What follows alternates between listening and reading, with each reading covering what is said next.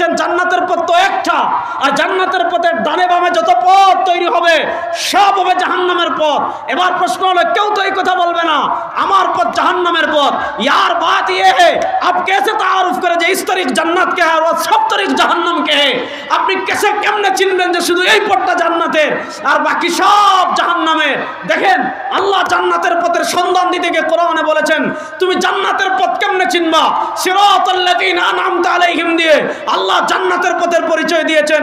সরওয়ার দু আলম জান্নাতের পথের পরিচয় তুলে ধরতে গিয়ে বলেছেন মান আলাইহি ওয়া আসহাবি।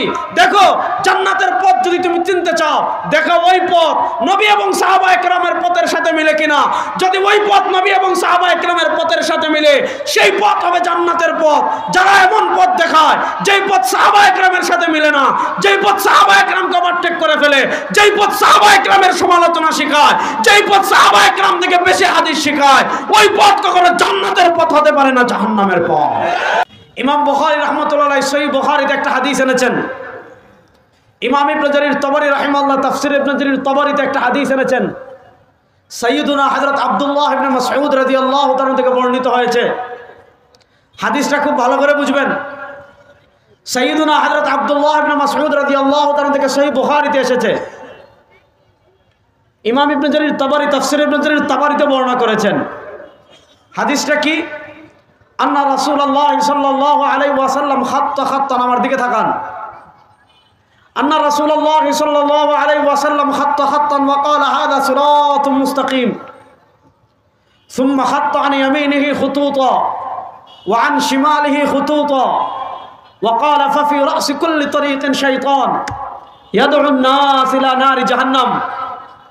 সরওয়ার দু আলম সাল্লাল্লাহু আলাইহি ওয়াসাল্লাম, আমরা যেমন এখানে বসে আছি, সরওয়ার দু আলম সাল্লাল্লাহু আলাইহি ওয়াসাল্লাম একদিন সাহাবায়ে কেরাম রিদওয়ানুল্লাহি আলাইহিম আজমাইনকে নিয়ে বসে আছেন। সাহাবায়ে কেরাম রিদওয়ানুল্লাহি আলাইহিম আজমাইনকে নিয়ে যখন তিনি বসে আছেন তখন তিনি কি করেছেন? আন্না রাসূলুল্লাহ সাল্লাল্লাহু আলাইহি ওয়াসাল্লাম খাত্তা আল্লাহ নবী সাল্লাল্লাহু আলাইহি ওয়াসাল্লাম এই ধরনের একটা সোজা ডাক দিয়েছেন। এই যেমন পিলার একদম সোজা, এই পিলারের লাইন একদম সোজা, আল্লাহ নবী সাল্লাল্লাহু আলাইহি ওয়াসাল্লাম মাটিতে একদম একটা পিলার এরকম দাগ দিয়েছেন। ডাক দিয়ে বলেন ফাহাদা সিরাতুম মুস্তাকিম, আমার উম্মত শুনো এই যে সোজা পথ, ফাহাদা সিরাতুম মুস্তাকিম, এই সোজা পথটাই হলো জান্নাতের পথ। না সুবহানাল্লাহ বাড়িতে কে বলবেন? এরপর নবী করিম সাল্লাল্লাহু আলাইহি ওয়াসাল্লাম কাজ শেষ না, সুম্মা খাত্তা আন ইয়ামিনিহি খুতুতা, সরওয়ার দু আলম সাল্লাল্লাহু আলাইহি ওয়াসাল্লাম এই সোজা পথের ডানে আরো অনেকগুলো পথ দিয়েছেন। ওয়া আন শিমালিহি খুতুতা, সরওয়ার দু আলম একটা পথ দিয়েছেন সোজা, বলেছেন ফাহাদা সিরাতুম মুস্তাকিম, এই সোজা পথ এটা জান্নাতের পথ। এরপরে সোজা পথের ডানে আরো অনেকগুলো পথ দিয়েছেন। সুম্মা খাত্তা আন ইয়ামিনিহি খুতুতা, নবী করিম সাল্লাল্লাহু আলাইহি ওয়াসাল্লাম সোজা পথের ডানে অনেকগুলো পথ দিয়েছেন। ওয়া আন শিমালিহি খুতুতা, সোজা পথের বামে অনেকগুলো পথ দিয়েছেন। এই ডানে বামে যত পথ দিয়েছেন নবী করিম সাল্লাল্লাহু আলাইহি ওয়াসাল্লাম ওই প্রত্যেকটা পথের ব্যাপারে বলেন আমার উম্মাহ শুনো, ফাফি রা'সি কুল্লি তরিকিন শাইতান ইয়াদ'উ আন-নাস ইলা নারি জাহান্নাম, এই সোজা পথের ডানে বামে যত পথ তৈরি হবে, এই সোজা পথের ডানে বামে যত মত তৈরি হবে, ফাফি রা'সি কুল্লি তরিকিন শাইতান, এই প্রত্যেক পথের মাথায় বসে আছে এক একটা শয়তান। ইয়াদ'উ আন-নাস ইলা নারি জাহান্নাম, জান্নাতের পথের ডান থেকে শয়তান আপনাকে জাহান্নামের দিকে ডাকবে, জান্নাতের পথের বাম থেকে শয়তান আপনাকে জাহান্নামের দিকে ডাকবে। তাহলে এই হাদিস থেকে আমরা কি বুঝলাম? পথ অনেক তৈরি হবে, রাস্তা অনেক তৈরি হবে, প্রত্যেক পথ অনেক পথ তৈরি হবে। এই সব পথ জান্নাতের পথ না, জান্নাতের পথ হবে মাত্র একটা। আর ওই জান্নাতের পথের ডানে বামে যত পথ তৈরি হবে সেটা যে ইসলামের নামে আসুক না কেন, আধুনিক ইসলামের নামে আসুক না কেন, স্মার্ট ইসলামের নামে আসুক না কেন, ডিজিটাল ইসলামের নামে আসুক না কেন, মডার্ন ইসলামের নামে আসুক না কেন, যদি ওই পথ জান্নাতের পথের ডানে বামে হয় বুঝতে হবে ওই পথ কখনো ওই পথ জাহান্নাম এবং শয়তানের পথ। এবার প্রশ্ন হলো শয়তানের পথ আপনি কেমনে বুঝবেন? কথা ভালো করে বুঝেন। দুনিয়াতে কেউ এটা বলবে না যে আপনার তার পথ জাহান্নামের পথ। বাংলাদেশের কুখ্যাত এক মুশরিক ছিল, তার নাম দেওয়ানবাগী। ছিল কি ছিল না? সে বলছে জান্নাতে নবীর মেয়ে ফাতেমাকে সে বিয়ে করবে। নাউজুবিল্লাহ পড়েন। তার আকীদা কি জানেন? দেওয়ানবাগীর লকব হলো মুহাম্মদী, ইসলামের পুনর্জীবন দানকারী। দেওয়ানবাগীর আকীদা হলো আল্লাহ নবী সাল্লাল্লাহু আলাইহি ওয়াসাল্লামের ইন্তেকালের পরে পৃথিবীতে ইসলাম মরে গিয়েছিল, আর 1400 বছর পরে এসে এই পুটকা পেটমুড়া শয়তান গোলাম আহমদ কাদিয়ানি সে মরা ইসলামকে আবার জীবিত করছে। আপনি দেওয়ানবাগীকে জিজ্ঞাসা করেন নবী বলেছেন সোজা পথ এটা জান্নাতের পথ, এটা কোনটা? সে বলবে তারটা। আমাদের দেশে এরকম কিছু খবিস ইবলিস আছে না নাই? যারা মাজারে গাঞ্জা খাইতে খাইতে খাইতে খাইতে তাতে গাজার দাগ পড়ে গেছে, আছে না নাই? নামাজ নাই, রোজা নাই, হজ নাই, যাকাত নাই, তাকওয়া নাই, তাহারত নাই, মারিফতের নামে শরীয়ত বিবর্জন করে, শরীয়ত বিসর্জন দিয়ে যারা নারী পুরুষ এক হয়ে নাচানাচি করে, তাকওয়া নাই, তাহারত নাই, পর্দা নাই, ওযু নাই, গোসল নাই, গাঞ্জা খেতে খেতে খেতে খেতে শরীর থেকে কুত্তার গন্ধ আসে, ওই খবিসদেরকে জিজ্ঞাসা করবেন জান্নাতের পথ কোনটা? সে বলবে তারটা। বলবে না? আমাদের দেশে একদল বেরিয়েছে এখন হিজবুত তাওহীদ, আছে না নাই? আপনি হিজবুত তাওহীদের জিগাইবেন, হিজবুত তাওহীদ তো শুধু এটা বলে তারপর জান্নাত, এটা শুধু বলে না, তারা বলে দুনিয়াতে তারা মুসলিম আর বাকি সবাই কাফের। তা আপনি হিজবুত তাওহীদকে জিজ্ঞেস করেন জান্নাতের পথ কোনটা? সে বলবে তাদেরটা। আপনি আট্রসিকে জিজ্ঞেস করেন জান্নাতের পথ কোনটা? বলবে তাদেরটা। আপনি লামাসাবিদেরকে জিজ্ঞাসা করেন জান্নাতের পথ কোনটা? তারা বলবে তাদেরটা। আপনি আমাকে জিজ্ঞাসা করেন জান্নাতের পথ কোনটা? আমি বলবো আমারটা। আপনি জামাতে ইসলামকে জিজ্ঞাসা করেন জান্নাতের পথ কোনটা? তারা বলবে তাদেরটা। আপনি মাইজ ভান্ডারি যারা বাবা ভান্ডারির গান গায় তাদেরকে জিজ্ঞাসা করেন জান্নাতের পথ কোনটা? তারা বলবে তাদেরটা। আপনি আট্রসিকে জিজ্ঞাসা করেন কোনটা? তারা বলবে তাদেরটা। প্রশ্ন হলো নবী বলেছেন জান্নাতের পথ তো একটা, আর জান্নাতের পথের ডানে বামে যত পথ তৈরি হবে সব হবে জাহান্নামের পথ। এবার প্রশ্ন হলো কেউ তো এই কথা বলবে না আমার পথ জাহান্নামের পথ। यार बात ये है आप कैसे तारुफ करें যে इस तारीख जन्नत के है और सब तारीख जहन्नम के है? আপনি कैसे কেমনে চিনবেন যে শুধু এই পথটা জান্নাতের আর বাকি সব জাহান্নামের?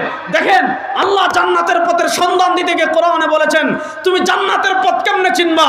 সিরাতাল্লাযীনা আনআমতা আলাইহিম দিয়ে আল্লাহ জান্নাতের পথের পরিচয় দিয়েছেন। সরওয়ার দু আলম জান্নাতের পথের পরিচয় তুলে ধরতে গিয়ে বলেছেন মান আলাইহি ওয়া আসহাবি। দেখো জান্নাতের পথ যদি তুমি চিনতে চাও দেখো ওই পথ নবী এবং সাহাবায়ে কেরামের পথের সাথে মিলে কিনা। যদি ওই পথ নবী এবং সাহাবায়ে কেরামের পথের সাথে মিলে সেই পথ হবে জান্নাতের পথ। যারা এমন পথ দেখায় যেই পথ সাহাবায়ে কেরামের সাথে মিলে না, যেই পথ সাহাবায়ে কেরামকে ওভারটেক করে ফেলে, যেই পথ সাহাবায়ে কেরামের সমালোচনা শেখায়, যেই পথ সাহাবায়ে কেরাম থেকে বেশি হাদিস শেখায়, ওই পথ কখনো জান্নাতের পথ হতে পারে না, জাহান্নামের পথ।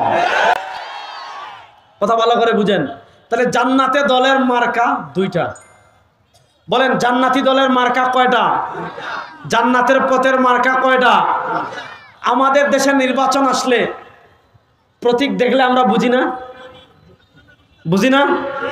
নির্বাচনের সময় যদি কেউ নৌকা আসে তাহলে বুঝবেন এটা বুবু আপার।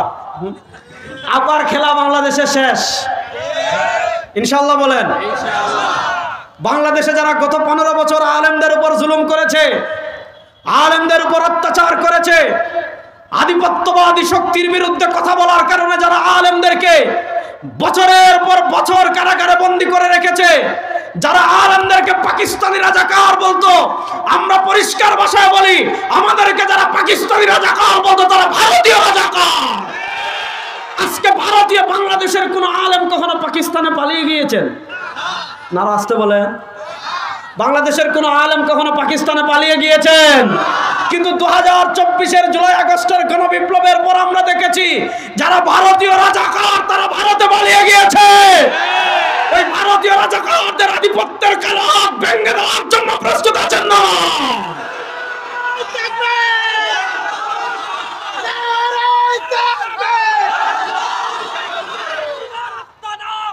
শোনেন মুসলমান, একটা কথা ভালো করে বলি, আমরা বাংলাদেশের 14 কোটি মুসলমান, আমরা পৃথিবীর কোন আধিপত্যবাদকে ভয় পাই? কথা কয় না। আমরা পৃথিবীর কোন পরাশক্তিকে ভয় পাই? দেখেন এই যুগ মুসলমানদের সবচেয়ে কষ্টের যুগ। তারপরে আমি সব জায়গায় বলি শুনেন, গত 100 বছর আমরা মার খেয়েছি, আর এই 100 বছর মার দিব ইনশাল্লাহ। ইনশাল্লাহ বলেন। গত 100 বছর পৃথিবীর প্রান্তে প্রান্তে মুসলমানরা পরাজিত হয়েছে, আর এই 100 বছর মুসলমান বিজয় লাভ করবে ইনশাল্লাহ। ইনশাল্লাহটা বলেন। শুনেন মুসলমান, আমাদের মানচিত্র ছোট হতে পারে, আমরা সংখ্যায় কম হতে পারি, আমাদের অস্ত্র কম থাকতে পারে, আমাদের সৈন্য কম থাকতে পারে, আমরা তো সেই জাতি। বদরের গল্প শোনাচ্ছি না, উহুদের গল্প শোনাচ্ছি না, খন্দকের গল্প শোনাচ্ছি না, ইয়ারমুকের গল্প শোনাচ্ছি না, কাদেসিয়ার গল্প শোনাচ্ছি না। এই শতাব্দীতে এসে যখন আমাদের খিলাফা নাই, যখন আমাদের জাতিসংঘ নাই, যখন আমাদের সুপার পাওয়ার কোনো শক্তি নাই, যখন আমাদের পারমাণবিক অস্ত্র নাই, যখন আমাদের পক্ষে দাঁড়ানোর মতো কেউ নাই, ওই যুগে এসো আফগানিস্তানে আমরা আমেরিকাকে পরাজিত করেছি, সিরিয়ায় আমরা রাশিয়াকে পরাজিত করেছি, আমরা ইনশাআল্লাহ হামাস, আমাদের ফিলিস্তিনের মুজাহিদেরা ইসরায়েলকে পরাজিত করবে ইনশাআল্লাহ। আমরা 14 কোটি মুসলমান বাংলাদেশে আছি। ভারতের আধিপত্যবাদ যদি আমাদের মানচিত্রের দিকে হাত বাড়ায়, ভারতের কালো হাত ভেঙে দেওয়ার জন্য প্রস্তুত আছেন না?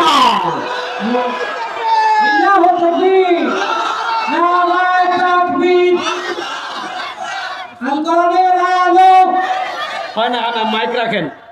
আল কোরআনের আলো ঘরে ঘরে জ্বালাটা তারাও তো চায় যে আপনি কোরআন নিয়ে ঘরে থাকেন, কোরআন নিয়ে মসজিদে থাকেন, কোরআন নিয়ে খানকায় থাকেন, আর সংসদ তাদের, বিচার ব্যবস্থা তাদের, অর্থনীতি তাদের, সংবিধান তাদের। এরাই শিখাইছে যে কোরআনের আলো আপনি ঘরে জেলে থাকেন না। 2024-এর জুলাই আগস্টের পর এখন কোরআনের আলো ঘরে ঘরে শুধু জ্বালবো না, আল্লাহর কোরআনের আলো সংসদে জ্বালার জন্য প্রস্তুত আছেন? দিনাজপুরের মুসলমান তো প্রস্তুত না। বাংলাদেশে তো আপনি কত তন্ত্রমন্ত্র দেখছেন 52 বছরে। গণতন্ত্র দেখলেন, ধর্মনিরপেক্ষতা দেখলেন, জাতীয়তাবাদ দেখলেন, সোশ্যালিজম দেখলেন। আচ্ছা আপনারা বলেন, এই 52 বছরের নেতার পরিবর্তন তো অনেকবার হয়েছে, চেয়ারের পরিবর্তন অনেকবার হয়েছে, ক্ষমতার পরিবর্তন অনেকবার হয়েছে, চুরি বন্ধ হয়েছে? আপনারা কথা না বললে তো আজ ওয়াজ আগাবে না। চুরি বন্ধ হয়েছে? ডাকাতি বন্ধ হয়েছে? চাঁদাবাজি বন্ধ হয়েছে? টেন্ডারবাজি বন্ধ হয়েছে? খুন বন্ধ হয়েছে? গুম বন্ধ হয়েছে? টাকা পাচার বন্ধ হয়েছে? শোনেন যুবকরা, ইমান দীপ্ত মেসেজ দিয়ে যায় আপনাদের। বাংলাদেশে আমরা সব তন্ত্রমন্ত্র দেখে ফেলেছি, বাংলাদেশের ডেমোক্রেসি দেখে ফেলেছি, জাতীয়তাবাদ দেখে ফেলেছি, ধর্মনিরপেক্ষতা দেখে ফেলেছি।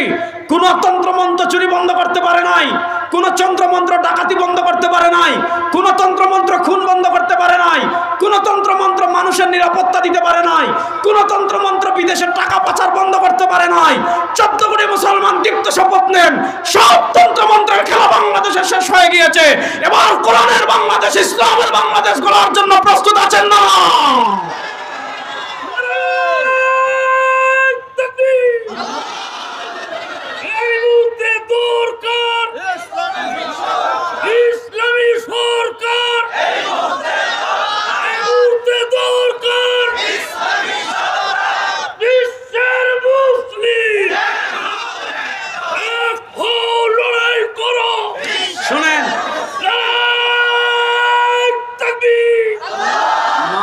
আল্লাহ কবুল করুক, সবাই বলেন আমিন। আগে বলতেন হুজুররা আপনারা, এখন এটা বলতেন না আগে। এখন যদি বাংলাদেশের সব ইসলামী রাজনীতিবিদ, সব দল, সব নেতারা এক মঞ্চে এসে আপনাদেরকে ডাক দেন, সংসদে কোরআনের আলো জ্বালবো, কারা কারা রেডি আছেন দেখি তো? ইনশাআল্লাহ রেডি আছেন তো? ইনশাআল্লাহ। যারা আমাদের সামনে গত 15 বছর খেলতে চাইছিল তারা কিন্তু পারে নাই, পলায়ন করেছে। এখন আমাদের চূড়ান্ত খেলা শুরু হবে বাংলাদেশে, কোরআন বিজয়ের খেলা ইনশাআল্লাহ।